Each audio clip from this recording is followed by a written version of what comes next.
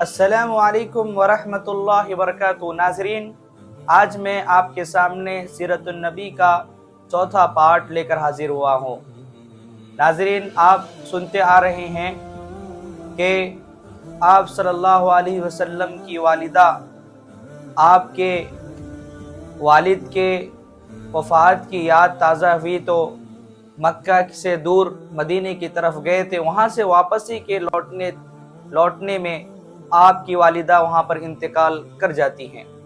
اس کے بعد آپ کے دادا عبد المطلب مکہ لے کر پہنچتے ہیں۔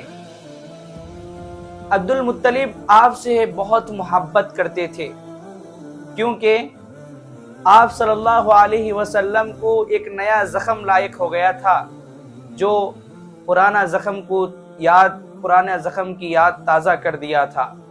اس بنا پر عبد المطلب اپنے اس یتیم پوتے سے بے حد محبت کرتے تھے۔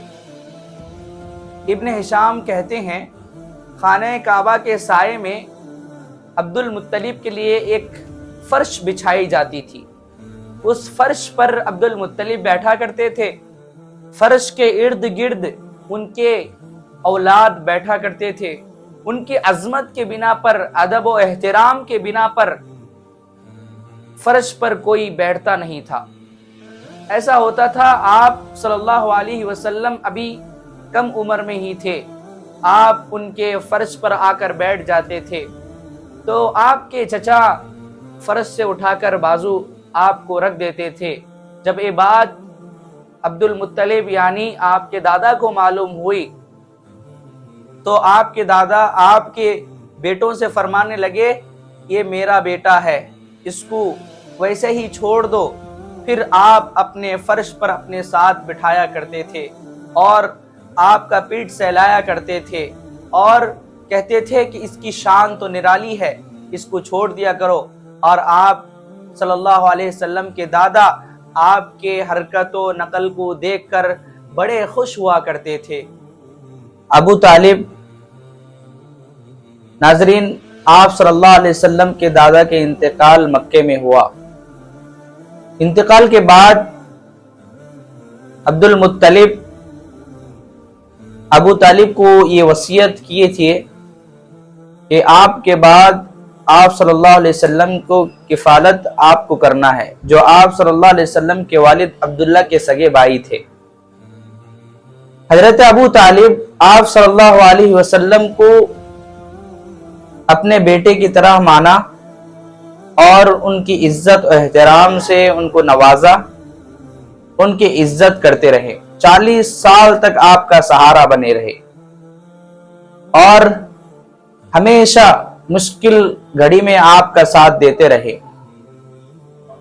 جلحمہ بن عرفتہ سے روایت ابن عساکر بیان کرتے ہیں کہ ابو طالب آنے کے بعد قریش نے آپ کے پاس شکایت لے کر آئے کہ مکہ قحط سالی میں ڈوبا ہوا ہے، بال بچے کو کھانے کے لیے کچھ نہیں ہے۔ ابو طالب، آپ دعا کیجئے بارش کے لیے، آپ بارش طلب کیجئے۔ ابو طالب آپ صلی اللہ علیہ وسلم کے ہاتھ پکڑ کر مکے سے کعبۃ اللہ آتے ہیں اور کعبۃ اللہ کے پاس ٹیک لگا کر آپ صلی اللہ علیہ وسلم کے ساتھ بارش کی طلب کے لیے دعا کرتے ہیں۔ اس وقت بادل جمع ہو جاتے ہیں اور خوب بارش ہوتی ہے، اتنی بارش ہوتی ہے کہ وادی سیلاب سے بھر جاتا ہے اور سارا کا سارا مکہ سیلاب کے زد میں آ جاتا ہے۔